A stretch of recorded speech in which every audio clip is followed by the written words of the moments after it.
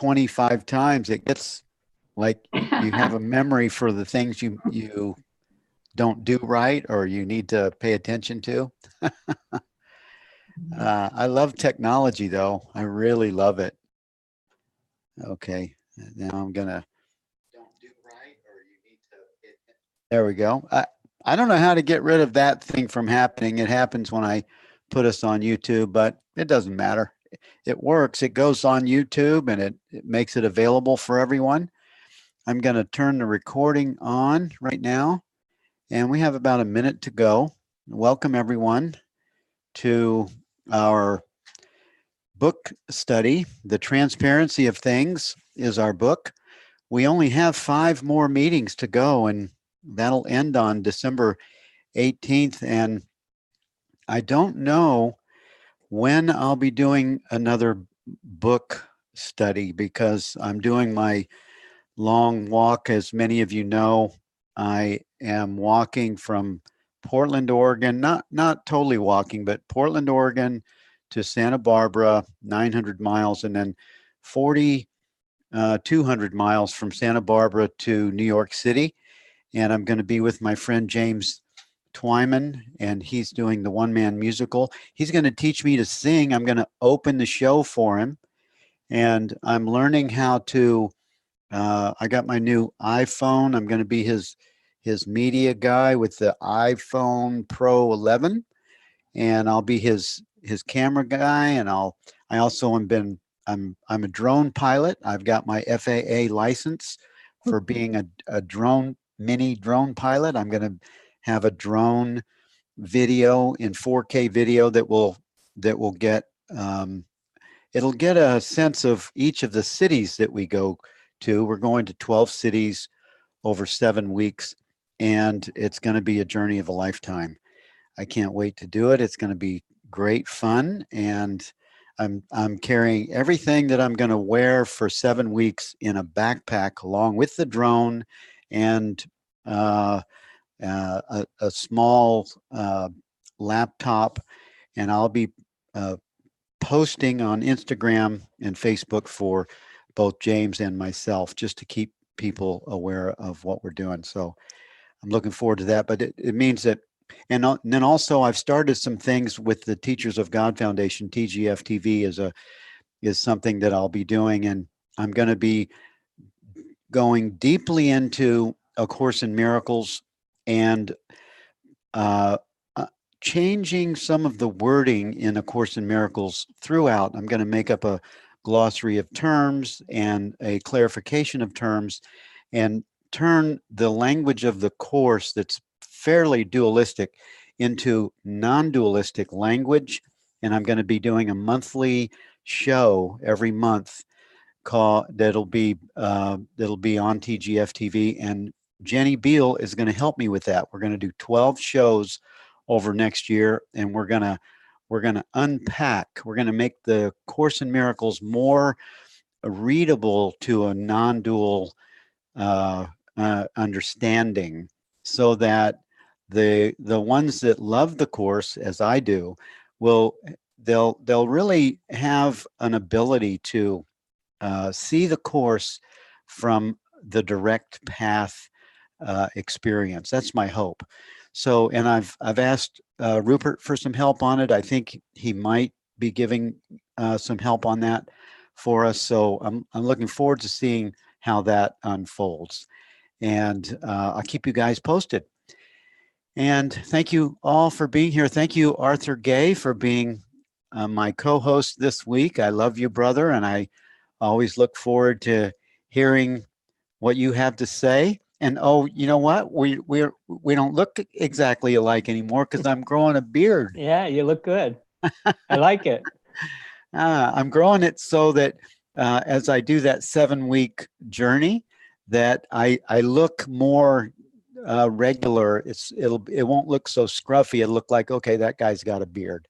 Yeah. Yeah. So that's nice. It's all one shade, and I haven't put one on in about 25 years. It was kind of red the last time I looked at it. Yeah.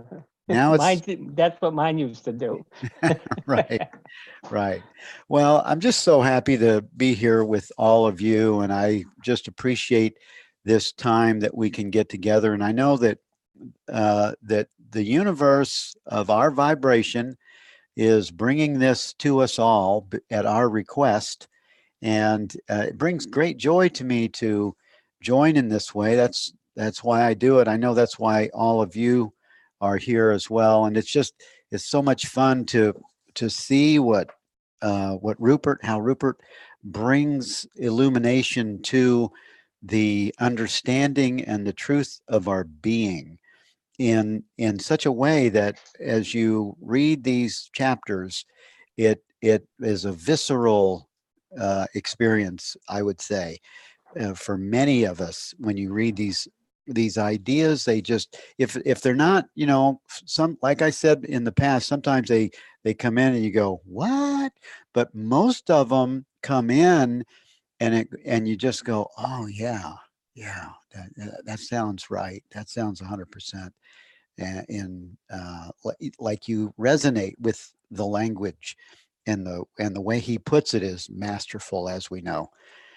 And so, Arthur, you're our guest this week, and I would love to hear what you have to say about your favorite part of the fabric of self. I think that's the first chapter we're going to look at today. Um, I just wanted to talk about the whole reading in a whole for a second. I love how Rupert um, discusses waking, dreaming, and deep sleep, and not as stages, but as consciousness. And in waking, the mind body is active and experiencing experience. And in dreaming, just the mind is active in experience and experience. And in deep sleep, experiences dissolve back into itself as pure consciousness. Yes. And when we have that understanding, I think it simplifies things for us. Yeah, it does, Arthur. Thank you for that for that thought process, and also the sort of the summary of what he takes us through. I think it might be in the second chapter Mostly, yes. that we're going to talk about. But one of the things I mean, we all help each other. And when Melissa was on the show a couple weeks ago, and she talked about getting going under with the anesthesia, and that gave her a reference of the experience of the deep sleep. It's like she said, "Yeah, I'm going out," and then all of a sudden she was coming back, and that whole whatever happened just got snipped out, and it's not really that it got snipped out. In the experience that she described, it really gave me a closer understanding, and it gave me a closer experience of of what Rupert's talking about, going from deep sleep to waking to the mind body experience, and then and also the dreaming state, because those are all curious things to us as we think about dreaming. People say, "Oh, I had a dream last night," and "Oh, really? What did it mean? What is it about?" And you think it's really important, and it's really not. It's really not that important. So, thank you for that, Arthur. And also, Melissa, thank you for sharing that on the show a few weeks ago. That was very helpful, I think. So in the first chapter, I love the third paragraph because we can use this all the time. It's consciousness is not located in time or space. It is pregnant with the entire universe, including time and space. So anytime mind wants to take us out and wander out there, and we want to come back, just take the image of a pregnant woman and the woman's consciousness, and her pregnancy is all experience. And it just, I'm always a believer of simplification, because this is such a simple study, but thought wants to make it difficult. So I'm trying to always make it simpler. So I love this statement he makes, that consciousness is pregnant with the entire universe. Yeah. Yeah, I like that too, Arthur. Thank you for pointing that out. And I also like the idea. I mean, using the term pregnant with the entire universe, it does really give an image of consciousness in a different way, right? Yes. Yeah. Yes. And it also, we can visualize experience within consciousness, because we can visualize a baby in the mother's womb. And with that visualization, we can understand that all experience is within consciousness, within self. Yeah. Yeah. Wasn't that interesting? In one of these chapters, he talks about the consciousness before the womb, Yes. even. And I thought that was interesting because it caused me to go, well, wow, that's really interesting, because that means that's before the person. That's before the egg got Sure. seeded or whatever happens. Yeah. Pure consciousness. Right. And that's the truth. The mind body, the Bill thinks that it's important that uh, that there was an event where Bill was born. Bill, the body, thinks, oh my God, wait a minute, where am I in this? And that's the subtle little, that's the subtle little point where the little eye, the eye of Bill, it wants to be, to be something. It doesn't want to be like, wait a minute, what was before that? Well, what always is. It was before that, and there was no before that. This is just is an experience that is seemingly occurring in the pregnancy, in being pregnant, right? Yeah. And we experience this every day in rebirth. From deep sleep, consciousness manifests itself again. We're reborn. It's brand new. And the mind wakes up first, in the dreaming, and then the mind body are awake in the waking state. And at the end of the day, we go through the same process into a seeming death, where experience just dissolves back into itself. But we think it's this long 80-year process or whatever. With memory creates that. So it's like the little egg and the big egg, and then in the bigger egg, and then in the bigger egg. Right. And Right. And then that would mean that everyone here is born again. yeah, You guys are all born again. So rebirth. That's why it's brand new every time. that's funny. Yeah, that's good. What else do you have on that first page or second page, Arthur? A couple paragraphs down, the one line, the I am becomes the I am that in the presence of appearances. Yes. And the that in that I am that is experience. And then the mind starts to divide experience up into smaller that's. But the I am is never affected. Yes. The I am is steadfast.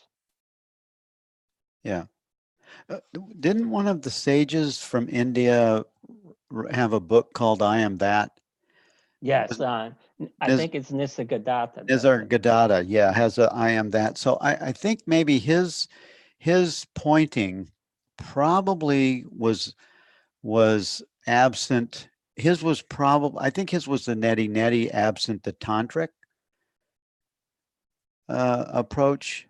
But I really, when I first heard that, I would say, I am that, I am that, I am that, I am that. So that actually does include the I. The I is amming that, I am that, I am that, I am that. So it's not leaving anything out. Maybe it does include the tantric.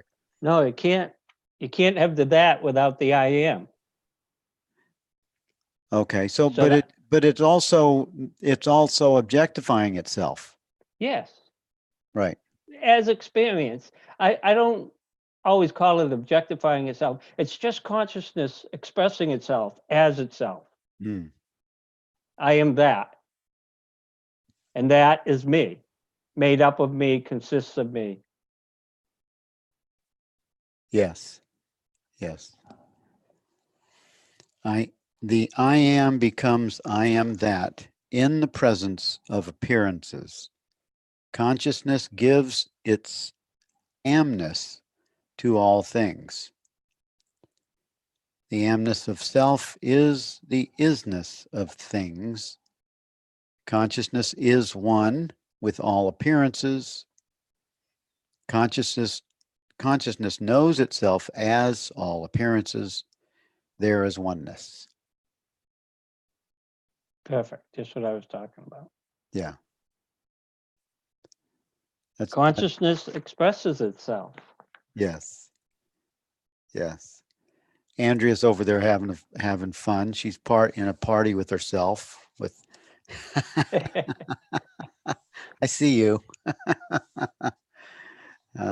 Good. Andrea's going to be our co-host next week. Love Andrea. Yeah. So what else? What else we have here? I'm down on the next page. I'm down about halfway. On 160? Yes. Okay. It talks about consciousness bestows its identity exclusively on the body. It believes and feels I am the body. This belief is continually substantiated by a process of selection by I like, I don't like, I want, I don't want. This selection is separation. Yeah. It's the creation of separation. Yeah. It's Yeah. the like and dislike.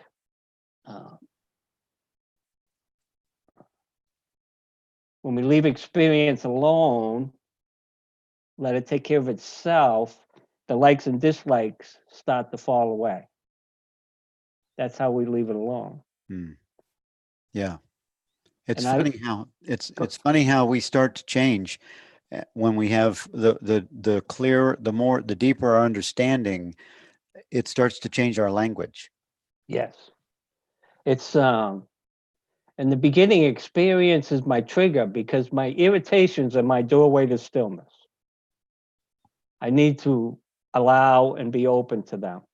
And then early on, it's experience that's the trigger, the likes and dislikes. And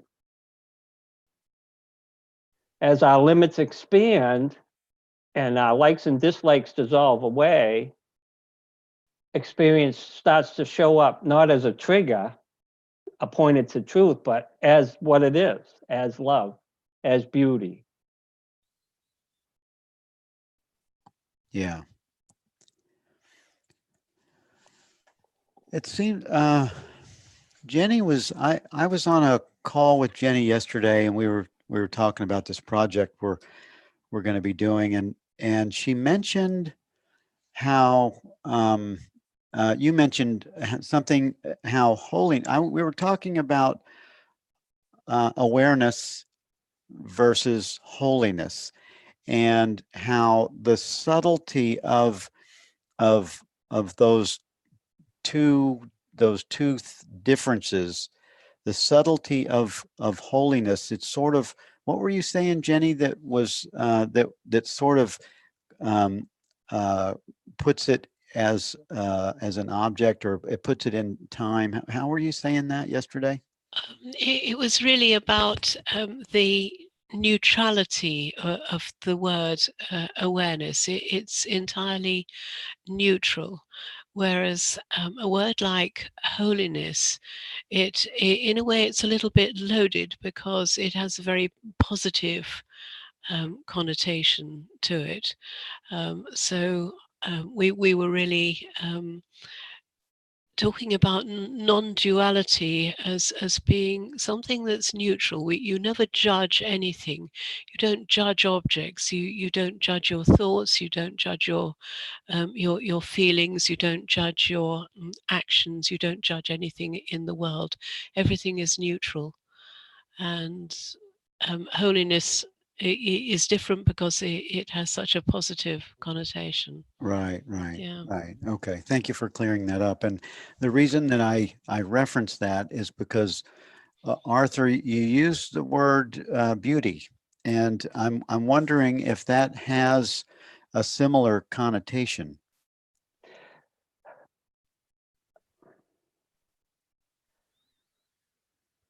When what Jenny was just saying, when I hear holiness, I think of it's like a journey or path just before that we're taking. That's how I experience holiness, not as awareness, but like she said, it's very subtle just before awareness. When I use beauty, I'm using it as an expression of stillness, of consciousness, taking shape and form. Mm, It's no longer experience, is no longer a trigger, a pointer.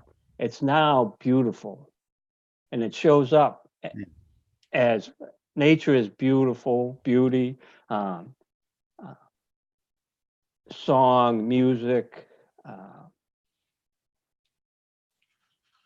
I other think that's beings. right, Arthur. I think that's absolutely right. There's a big difference with beauty, in the way that Rupert defines it. He defines beauty as the absence of a feeling of separation, so that when we see an object that we might call beautiful, it's not because there's beauty in the object, but because for that moment of appreciation, there's a feeling of lack of separation between an object and you.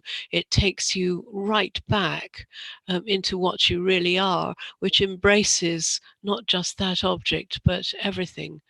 And you feel that sometimes with paintings and pieces of music that are beautiful. But it is possible, exactly as you said, that when you feel that lack of separation, then the whole world is beautiful.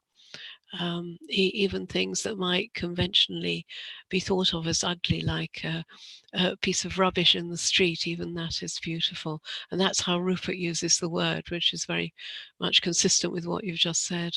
Mm. That was a perfect way to describe it. Yeah, yeah. Thank you for entertaining that digression. I love unpacking these ideas for, of course, personal use, but just as so we can share it. And I love the way both of you gave explanation to that. Thank you. What do you think, Arthur, on page, are we finished on 160? Can we go to 161 or do we go to the next chapter? Yeah, we can go to the next chapter. That was what I was discussing when I first came on. Okay.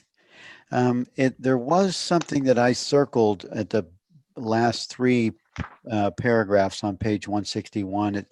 It says the net of desires and fears is unstitched in this welcoming space, and fewer objects are caught in it. He's talking about the open space of consciousness begins to know itself again as we welcome, as a welcoming space in which everything is allowed to pass as it will, when it will, where it will. That's what you were just saying a few minutes ago. And then he goes on to say, in the end, it is threadbare,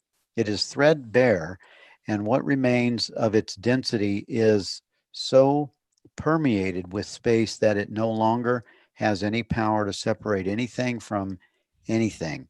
The body returns to its original transparency, open, available, loving, and acutely sensitive, but holding on to nothing. The mind is liberated from the tyranny of a separate self and becomes clear, lively, and kind. The beauty and vibrancy of the world is restored. That is beautiful. I think what that was pointing to, it says the return from I am something to I am everything is simply the loosening of this dense fabric of self. Yeah. Yeah. And I ran a line from that. Can you see it? I don't know if Oh, yeah. and it says energy body. Yes. And Rupert does the energy body with relaxing into the body to experience the experience, to see what the body is, take it to experience to see what the truth is. And other teachers use it as a place to be with emotion. And it's once it shows up, it always shows up. And then once it's always showing up, it even shows up within activity. And it's anybody ever wants to touch base with it, feel free to get in touch with me. Okay. Well, I mean, he's describing that as something that, I mean, eventually the residual energy sort of quiets and dissolves back into the nothingness or from the everythingness that it comes from. But it really, it's just like that Zen quote that says, you know, whatever you resist persists. Right. And what you just not, I like the way you change in your when you language this, what you change allow to welcome, just welcome everything. Nothing needs to be allowed, because that's almost like almost like there's a doing. But if it's Yes. a welcoming, it's Just when open. yeah, it's just open space, whatever happens, as Byron Katie would say, and I don't know I think she got it from somebody else. Whatever happens, I don't mind. Right. Experience just shows up. And eventually it just shows up as emotion and thought. And if we have to be open to it to allow stillness to absorb the energy of that thought and emotion. If we're resisting it, it's going to just stay in the background. Yeah. Yeah. Okay, let's move to the true dreamer. This is where he talks a lot about the four stages, or the three states, but he actually talks about four, I think. 4 dimensions, is that what he calls it? Yeah, he talks about the deep sleep, the let's see, where is that? Deep sleep. Okay, so on page 170, I have 3 stars at the top, or at midway where the 3 stars are. The 3, the sort of the change in the content. In deep sleep, consciousness abides in and as itself. The entire universe and all universes are enfolded within it, ready to take shape at any moment, but as yet unmanifest. With the appearance of the first image or thought, the dream state begins. Consciousness takes the shape of these first images and thoughts. It becomes these images and thoughts, and yet at the same time remains itself. This is what Melissa was talking about. Right. It awakens the mind. Yeah. Yeah. As a dream state. Yeah. It expresses itself and witnesses itself simultaneously and as these images and thoughts. With the appearance of these images and thoughts, the illusion of time is created, but the illusion of space is still not present. I thought this was very interesting. Yeah. It is the appearance of sensations and perceptions that affect the transition from the dream state to the waking state. And with the appearance of sensations and perceptions comes the illusion of space. So now the body wakens, and the illusion of space is created. Yeah. And Well, in between that, when you're first waking up and just the mind's awake, yeah.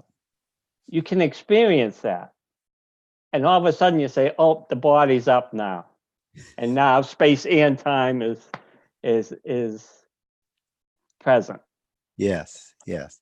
Well, this takes me back to a conversation again that I had with Jenny on another book study when I asked her how she starts her day. And it helped me. I mean, I still do it today. I think this happened a year and a half ago or so. And when she described the way she starts her day, I started doing my day that way. You can go to sleep the same way. It's kind of like just reverse the process. Yeah, yeah. It helps. It helps to relax, rest in the awareness of experience instead of just going, where's the coffee? Yeah. You know, Yeah. you can really have a present. You can be present. You can bring the you can bring the being forth instead of the body mind. Yeah. It's a different leader. It's a different experience that's going to show up at the coffee machine or wherever. Sure. It's a great way to wake up. Yeah. Okay. Oh, and then it says, at no stage, says it is true that the image of space appears in the dream state, but on waking, we realize that the dream actually took place only in time, not in space. Oh, that really helped me too when I read that. Yeah. I thought, those dreams, I used to have, there are people that study dreams and now, and I do think, I do feel that things can occur in dreams that if you treat them just like the experience in time in the awakened body mind state, you can actually use them to transcend the whatever belief put that image in play. So I think I used to try when I first before I found the course, I was playing with stuff and the internet was just coming online and stuff, and I tried practicing lucid dreaming, and I did some cool stuff. Yeah. Because you're like Superman. In lucid dreaming, are you actually the dream in the dream? Is You're a that what it dream is? you're a dream figure that is aware that it's a dream, and That it's dreaming? you're able to do like super things. You can like walk through walls and So you can write the dream while yeah, it's going on? sort of. I haven't done it since I've found the course because I just lost interest, but I was interested in the lucid dreaming Yeah. for a while. Yeah. He says that at no stage in this process, the one I just mentioned, does consciousness become anything other than what it always already is. That's the being. At no stage in this process does anything appear outside consciousness or separate from consciousness.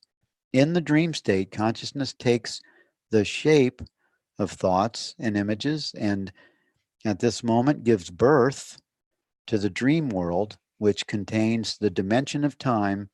It is a mono-dimensional world. In fact, there is never any actual experience of time and space themselves. With the birth of the mind, that is, with the appearance of thinking and imagining within consciousness, the illusion of time is imposed on reality. And with the birth of the world, that is, with the appearance of sensing and perceiving, the illusion of space is imposed on reality. And then the last paragraph I wanted to read was divested of mind and senses, divested of name and form, the apparent continuum of time and space is revealed to be what, in fact, it always is, the ever presence of consciousness. Beautiful. I know. Consciousness is pregnant. I Well, always, in keeping it simple, consciousness just expresses itself and it uses energy to do it and experiences energy and it takes shape and form. And I really think he's keeping it simple here. Because sometimes when I read Rupert, I say there's a lot of words here that we can get lost in. But this whole paragraph, you could just do this paragraph. And that's it. Just stay with this paragraph. yeah. Yeah. And there's just consciousness. And once thought starts to accept that, that's when consciousness, I like to use stillness, starts to permeate all experience. It is all experience, but it shows up. We can feel it. We can sense it. The stillness, and it calls us to be still. Even It calls us yes, to be still. yeah. I don't know how many times I would just go in to do something and it would just show up, and I just come down and sit in my windows for 5 minutes or an hour. It's just it calls us. It's sensed. It's felt. It makes its presence known. So if we don't block it, it's beautiful. Well, it's a subtle, it really calls because there's a love for it. Because there's another call that's very active and very loud that is constantly bringing activity of the body mind to not relax into that stillness.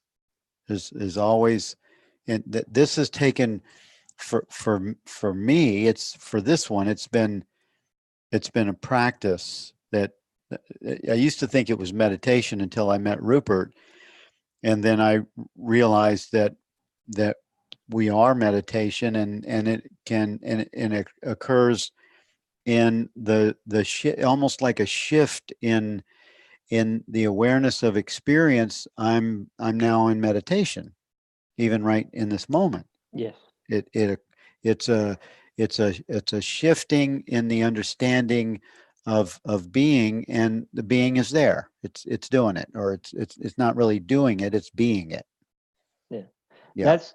That's where openness comes in, because that mind body that wants to be active, I mean, that's its job. The mind's job's to receive thought. The body's job is to be active. That's okay. When we're open to it, we can leave it alone. It doesn't have to drag us along with it.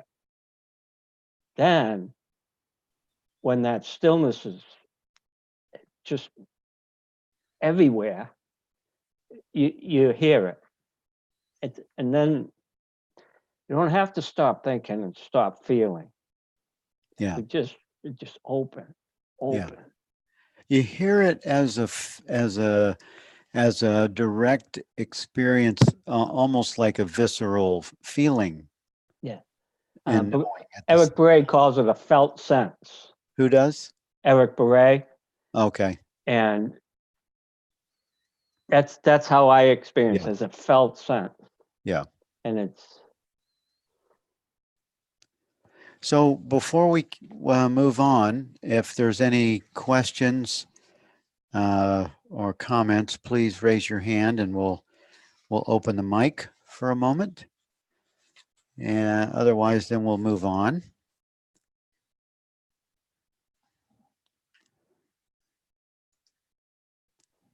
I don't see any hands up. I see faces on the next page over. Welcome, everyone. I'm so happy to see everybody. Thank you for being here. We're just resting in the stillness. Is that Kate? Are you putting your hand up, Kate? Or are you wiping something off your screen?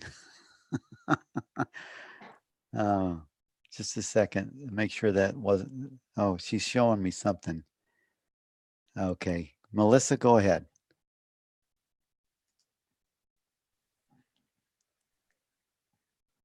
Thank you. There were a couple of short paragraphs in this chapter that I thought were particularly important. Can you hear me? Yep, yep. What page are you looking at? Well, my pages are different than yours because I have a different edition. Just give me what you have. Okay, well, on mine it's 176, but yours is probably 171 Okay. or 170. But I'll just read them quickly here, and it becomes immediately obvious. Okay, good. It's, to understand the illusion of the waking state, we can take the point of view of the dream state. To understand the illusion of the dream state, we take the point of view of deep sleep. And to understand the illusion of deep sleep, we take the point of view of consciousness. That is why the transitions from the waking state to the dream state and from the dream state to deep sleep and vice versa are considered in some spiritual traditions to be such significant opportunities for awakening. And in the Tibetan tradition, one can look at these different states as bardos. They are referred to as bardos. And of course, one of the most significant bardos is, of course, the transition from believing oneself to be alive and into apparent death. But that's not the only bardo that transition, from one bardo to another that we go through. We go through the transitions, the bardo transitions, every single day, every 24 hours. We transition from the bardo of waking to the bardo of dreaming to the bardo of deep sleep. And these are felt to be practice opportunities for us to recognize what really is the nature of reality, so that when we are faced then with the really big leap from the bardo of thinking we're alive to the bardo that goes beyond that, we are already prepared to do that. And it becomes as easy a transition as what we go through every 24 hours. Yeah, thank you. Thank you for pointing that out. I do remember reading that sort of that understanding it's very clear.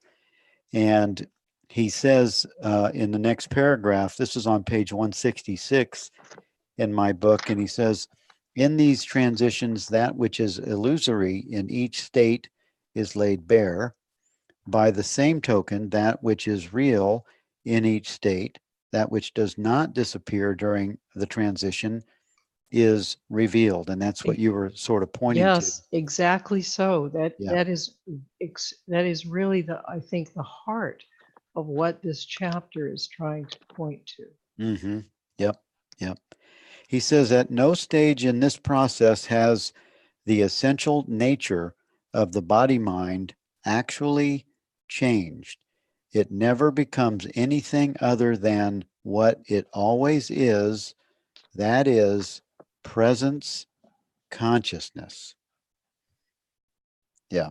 There is nobody who passes through any stages. There is simply a flow of thoughts, images, sensations, and perceptions, all appearing and disappearing in changeless presence. And that's what I think that's almost the number one thing that I love, totally love about Rupert, is that no matter what you say, no matter where someone, if you watch his webinars or you sit in the retreats in the afternoon questions, he always points you back to awareness. He always points you back to beingness as the foundation of to understand, of understanding, as the foundation and the basis from which all things are known and experienced. Yes, and Bill, if I may say just one other small item here, when you pointed out that the use of the word holiness can be a little confusing, whereas the use of awareness is not confusing in that way. I think that's because awareness is something we all can identify with. That it is Yeah. readily at hand, Hmm. whereas holiness, it's a little bit more of a leap for us to recognize our holiness as the oneness of that is our true identity. And holiness tends to put some, it creates an other. Yes. It couldn't be me that's holy. It must be God separate from me. But awareness is an immediate doorway that we all know as our experience. Right. Well, that's similar to what Jenny was saying to me in that discussion, and for me, I drop in as awareness that is also understood to be holiness, and to be, all of the whatever attribute, whatever you want to put on it. Awareness is that also, and primary, and that's the primary position. But thank you for pointing that out for us, Melissa. I appreciate that. Are there any other questions or comments before we move on? Andrea says, awareness is always first. There is nothing to experience without the knowing awareness of the experience. Whoop, whoop. That's right. That's right. So good. Arthur, what else we have on the, let's move to we have 14 minutes left. Do you have something else? This was a big chapter, but I think Melissa is right. The main point of this long chapter is what we just talked about. Yes. You want to move on to Sure. the here and now of presence? The very beginning, all experience takes place here. This here is not a physical space.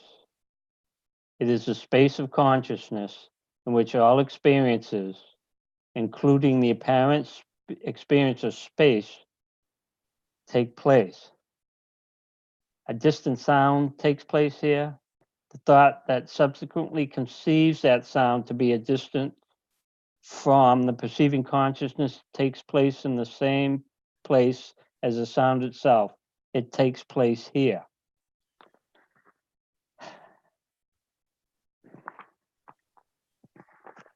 Now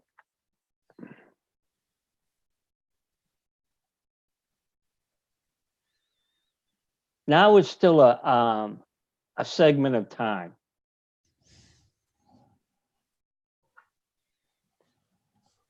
There just is. An experience takes place in this isness. Yeah. And But memory has its purpose and function. We need memory. We need to remember how to do things, how to get home. So there's purpose to these things, but there's just presence. There's just is. Keep it as small as I can.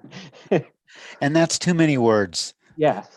And we all struggle to describe the undescribable. Rupert always talks about that. And there's just beingness. And that's the meditation you were talking about. That's just pure meditation.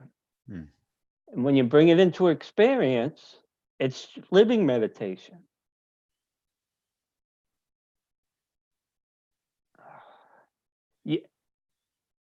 Nature for me was a great teacher of this. Just sit with nature. There's no judgment. Doesn't matter what's going on. Nothing cares about nothing. It's just blooming.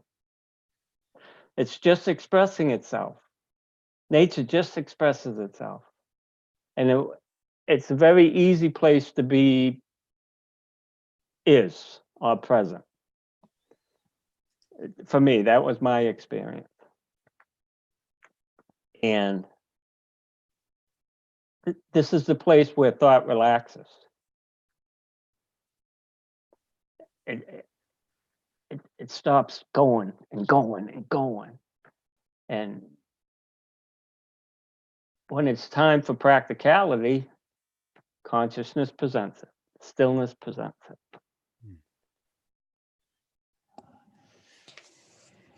It says about halfway down on this page of, this is page 173.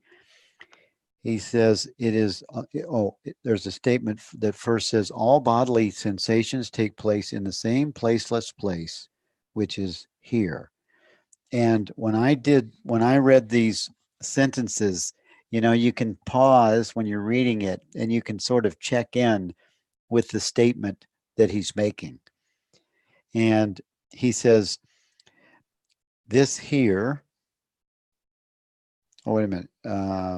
He says, it is not that consciousness is present everywhere. It is that everywhere is present here.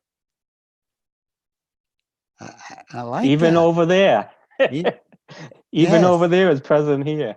Yes. Yes. There's no time and space involved.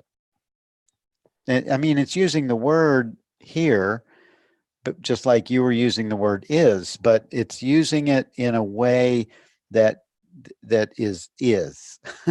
Yeah. And in other readings, he talks about a sound may seem to be far away, but where's the experience of it? Yes.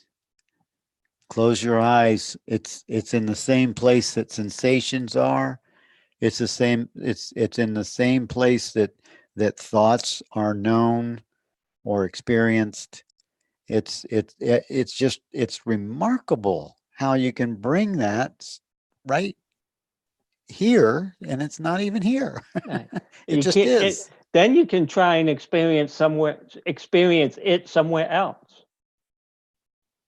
And even that experience of trying to experience something somewhere else is experienced here. So you can play with it. Yeah. It says, there's two more sentences I want to just read. It says, this here is not a location inside the body. The body is a sensation inside this here inside presence. Once it is understood and felt that everything takes place here inside consciousness, the idea that experiences take place there or outside vanishes. And that's when separation starts to get relieved, that thought and belief of separation. Yeah. And that's that goes with that quote that you mentioned, Barrett. Beret, yeah, or beret. yes, Yeah. That it's understood and it's felt. That's just what Rupert just said. yeah. Yeah. Exact same thing, yeah. He says, however, the ideas of here and inside need their opposite. Oh, I thought this was very interesting.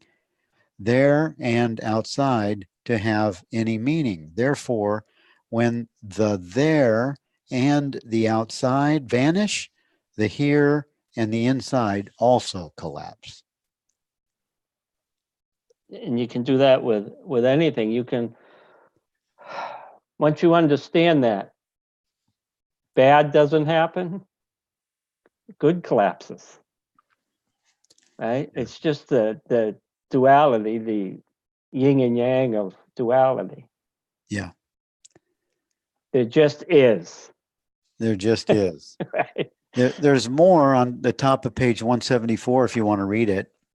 The here and the inside are just intermediary steps to relieve consciousness of the idea and the subsequent feeling that there is something there and outside at a distance from itself.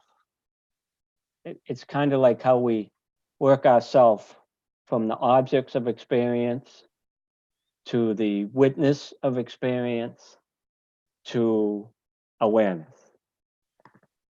Yeah. Only this is seen clearly. The here and the inside can also be abandoned, and consciousness is left on its own without attributes to shine in and as itself prior to time and place. We want to remember that consciousness, the infiniteness of consciousness, has to become finite to experience itself, because the infinite is everything. It's just allness. So to have experience, it seemingly finites itself, makes itself finite. And that's like the baby in the womb, experience. Mm-hmm. Yeah. When the there is withdrawn, the here is revealed. When the here is dissolved, consciousness shines as it is. Nice. Yeah. Keep it simple, stupid.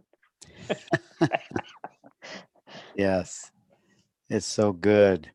And it goes on. All experience takes place now. All memories of the past take place now. So the experience of the memory is taking place now. Right. It could be a memory of 100 years ago, taking place now. Mm-hmm. All thoughts about the future take place now. What's going to happen tomorrow? The experience is now of that thought of what's going to happen tomorrow. Right. This now does not last in time. All time lasts in it. Yes. Now that's an important statement. Yes. Because now he's saying now is not a segment of time. Right. However, the now cannot exist without the idea of the then, a past or a future. Therefore, the past and future are reduced in understanding to the present. And then the present, which cannot stand alone, is merged into consciousness.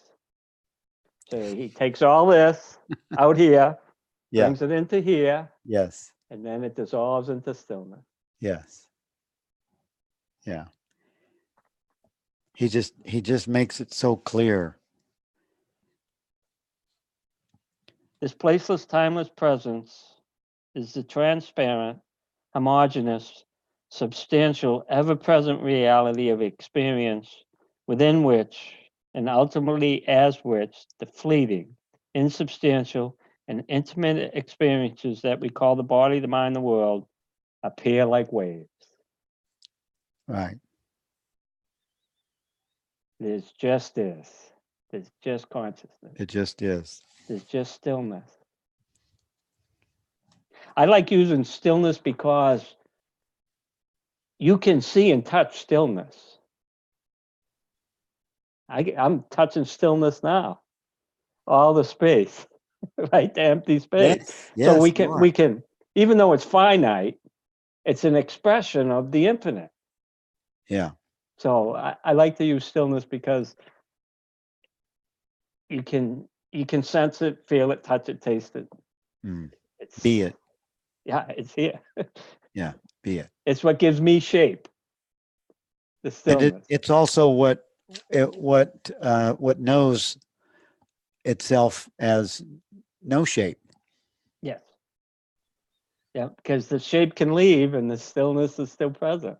Yeah, When he uses the space in the room analogy, that's a great way to do it. yeah, yeah. I was going to say that.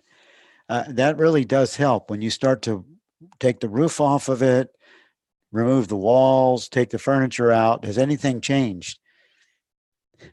Remove the body. What's changed? Nothing.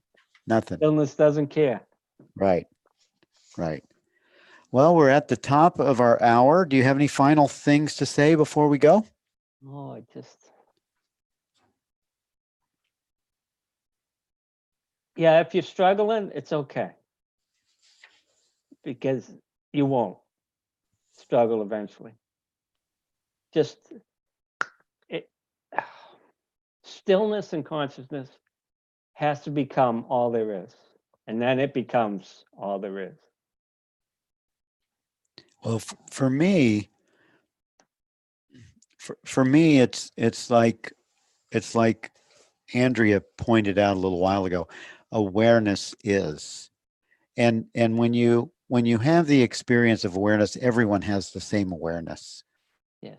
And you can't get the trees to talk, but the trees are awareness.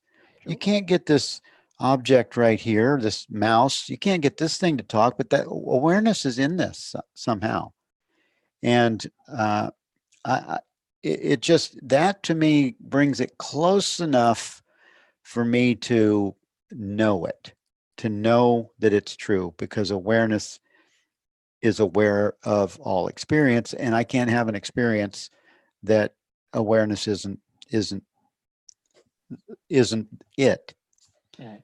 Yeah. Once stillness becomes, I'm just going to use these words, the most important thing, then it permeates everything. Your whole experience gets permeated with it. Your daily activities, everything. Yeah. And it's the words, the most important thing, aren't a great way to describe it, but that's what I'm going to use. Well, thank you everyone for joining with us today. This has been a delight. And next week is Andrea Fraze. Looking forward to hearing you, Andrea, always. And thank you all for being here. Vivian, I'm glad you got here.